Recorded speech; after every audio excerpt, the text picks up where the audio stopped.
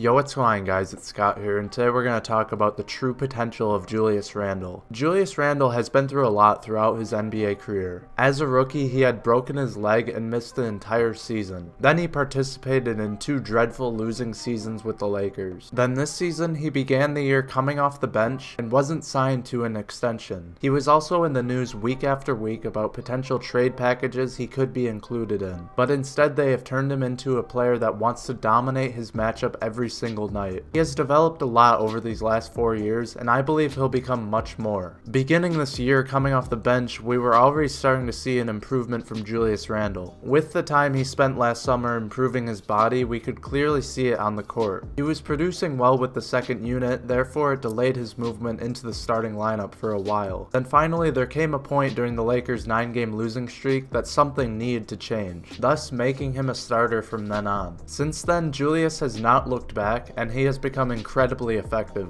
As a starter this season, Julius Randle has been averaging 18.6 points, 9.2 rebounds, in 29.6 minutes per game. The Lakers are also 20-13 since Julius has been inserted into the starting lineup. With the way he contributes to the Lakers now, it makes you wonder why he wasn't a starter in the first place. He looks like he has really found his game this season, and he has become a much smarter player because of that. What stands out to me that shows Julius has gotten a lot smarter is how efficient he is. Currently, he is 8th in the NBA in field goal percentage at 57%. In the previous 2 years, he was only averaging 43 and 49% from the field. His improved efficiency comes down to his decision making and doing what he does best. He's a mismatch every game with the way he's able to dominate his opponent and be aggressive inside. Because he's such a dominant force, I honestly believe he doesn't need a reliable jumper to be effective. With how much he's improved his handle, he can get to the rim anyway and still finds ways to spin onto his dominant left hand. Normally, without a good jump shot, it would be a problem, only if he wasn't able to do other things offensively, but he can do a lot more than just score inside. He knows how to keep his head up and find open teammates when he needs to. He also sets hard screens and crashes the offensive glass, and that gets him a lot of putback finishes. With the Lakers looking to add more shooting in the coming seasons, they'll need him to be able to get those offensive rebounds to get second possessions for them. He has become a very important player this season, and he's also become the heart of the Lakers. He's the longest standing member of this young Lakers roster at just 23 years of age, and that's why it's important for the Lakers to keep him around. A lot of people like to compare him to Draymond Green because he does the dirty work for the Lakers, much like what Green does for the Warriors, but what is different about Julius Randle is that he can get his own baskets and doesn't need other good players around him for him to be effective on the offensive end. Defensively, however, Julius will need a lot more experience to get even close to the level of Draymond. But with the Lakers, Julius is already one of their best defenders, and I can see him becoming even better. In terms of the true potential of Julius Randle, it comes down to where he's playing next season. If it's with the Lakers on the exact same roster, I can see him continuing to be the heart of the team and averaging around 20 points and 10 rebounds. That's also while playing alongside Brandon Ingram as the Lakers' main offensive weapon. They'll continue to grow together, with Lonzo Ball's ability to make plays for both of them. Together, all 3 of them could be all-stars in the future. If the Lakers were to add Paul George this summer, I can see Julius averaging lower numbers, but still play a similar role on the offensive end. That is why Paul George would be such a great addition for the Lakers, because he wouldn't take much away from how the Lakers are developing. With LeBron, however, I doubt Julius would get nearly as many touches, and it would be hard for him to do as much offensively. He'd have to transform his game so it allows LeBron to handle the ball on the offensive end, and a lot of what LeBron does involves getting to the rim, and that limits the usefulness of players that don't have a reliable jump shot. With any other team like the Mavericks or the Nets, he would probably get a lot of touches, but he wouldn't get nearly as much recognition that he does with the Lakers, and with the talent around him with the Lakers, he is set up to be successful, and he could become so much more than what he already is, which is why it is so important for the Lakers to re-sign him. That's all I have for this video, guys. I hope you did enjoy. Make sure you subscribe if you want to see more Lakers content and videos on the true potential of players. But anyway, leave a like if you enjoyed, and thanks for watching.